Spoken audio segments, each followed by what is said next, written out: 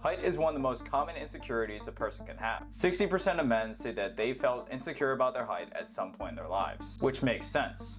The first thing a person sees about somebody is their ugly face, then their height. Yet for some reason, unlike fellow midgets my age, I'm not fazed by it. There was a time where I was conscious about being short, which I'll get into in a bit, but over time, I grew out of it. And let me tell you, it wasn't easy. So in this video, I'll dive into why I wouldn't change my height, even if I could. If you guys haven't already subscribed, then what are you doing? I upload videos conquering all kinds of insecurities and how you can improve your life each and every single day. Subscribing should be a no-brainer. Wait, does that mean I don't have a brain?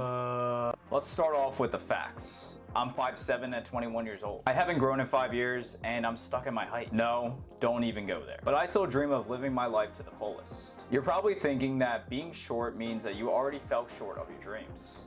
Wow, really funny. Like statistically, short men earn less than taller men. Well, the difference between me and most short people is that I accepted who I am. Not to downplay any short kings, but the fact is that you can't control your height. It took a while for my brain to process that idea though. Since in middle school, I was a year older than everybody else. Logically, I was one of the taller kids in my grade. Then high school reared its ugly head. It was game over. All the kids I used to be taller than towered over me. Everyone hit growth spurts while I stayed put. Even my brother, who was always 6 inches shorter than me, spiked up. I couldn't catch a break and felt like my back was against the wall. So I did the thing most high school kids in my situation would do. Run away from the problem instead of facing it, which led me to feeling trapped. I isolated myself so I wouldn't have to deal with the noise. It felt like I didn't have anybody to turn to. My loneliness made me discover something important. I consumed a lot of self-improvement content during that time because I wanted to better all other aspects of my life so people could look past my height. I began absorbing more and more knowledge until I came to the realization that there is more to life than an insecurity. Height was my downfall at an early age. It became the thing I always pointed to when something went wrong. But after watching people in similar situations as I talk so positively about their situations, I realized that my height could be a gift. Some of us are tall for a reason. Some of us are short for a reason. There's a positive side to being short if you really think about it. You can fit in small places. You look younger as you age. That's besides the point though. Being short was still a mental obstacle I had to overcome. If I didn't, then who knows? I could be stuck pondering my insecurity for all eternity.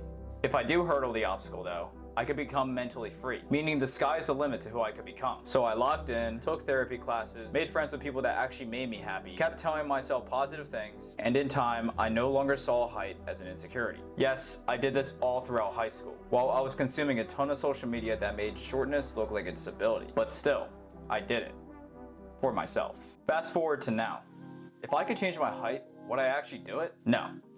Years ago, I would have 100% said yes though. But little do people know what kind of mental toughness being short builds. There's so much negativity surrounding shortness everywhere you look. 71% of women prefer their partner to be taller. Social media makes short people seem like insects they want to get rid of. Then the people around you treat you like they're better than you. Well, if you're stuck on that last one, then you gotta flock to a new crowd. Because having people spread negativity is never a good sign, especially if you want to give your life a stronger purpose. I worked so hard to free myself from my insecurity that when people ask me how tall I am now, I don't hesitate like I used to. Eventually, if you keep telling yourself something, then you'll start to believe it. And that's how you build confidence. Take advantage of that cognitive side of the brain. You'll be at an advantage over tall people who seem to always get what they want. Most of those kinds of people aren't building the mental toughness that you are because you're facing an insecurity head on.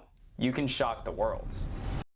If you made it this far, then you're likely going through a similar experience that I went through. Always seen based off your height. Always feeling like everybody is out to get you. But that's just you making things up in your head. Nobody is out to get you, and nobody will save you. The only person that can bring you up is you. What I learned is that you can convince yourself out of those lies that you tell yourself. People will say, you're short, and you'll never amount to anything. Get out of here with that crap. There are so many successful midgets out there that had to block out what people tell them their entire life. Try telling yourself that height doesn't matter a few times a day. Maybe go to someone supportive or a therapist and tell them about your insecurities. After I told people my insecurities, that's when I really realized things aren't as bad as I once thought. No matter what, you gotta keep pushing. We only have one life to live. Worrying about insecurities shouldn't take up as much time as eating and sleeping does. Overthinking your height will only slow down your progress.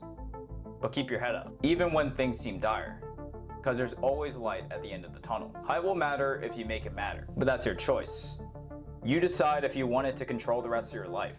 Maybe another insecurity that you have is that you are an introvert. Well, you're not the only one. And in this video, I break down who is actually better, introvert or extrovert.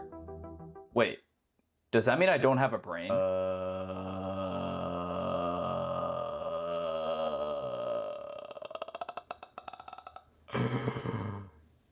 Duh. Okay, I'm done.